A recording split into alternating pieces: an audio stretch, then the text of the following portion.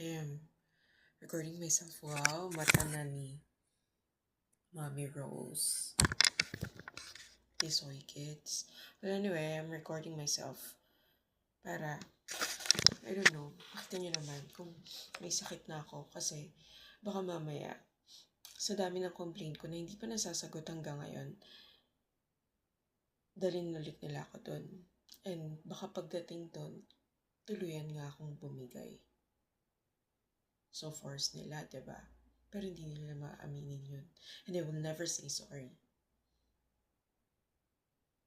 Na gusto akong alam mo yung feeling na,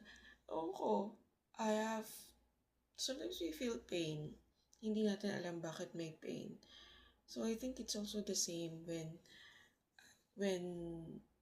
I felt na yung collar ko, ang kati-kati. Like, ang kati-kati dito sa part ng collar ko na parang gusto kong tanggalin yung damit ko. But of course, I'm not crazy to do that.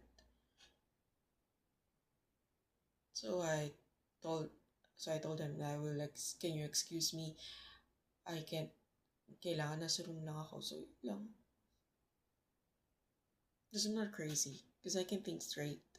And I can be logical.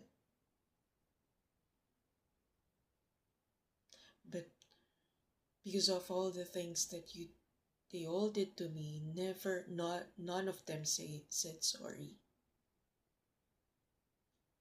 Criminal ba ako? Naniniwala kayo nakakabit ako sa napakahirap na putang ina?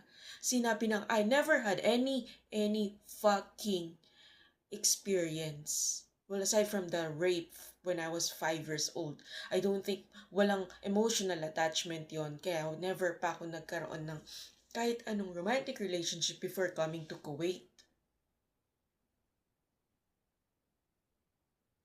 But I know that there are classmates na nagkaroon na ng boyfriend ng grade 2, ng high school, ng elementary, but not serious. I never see any of them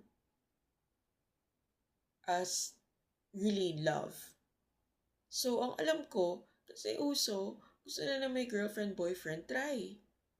Hindi ibig sabihin nun, in love na. Pero may mga gago na akala nakaka-in love sila.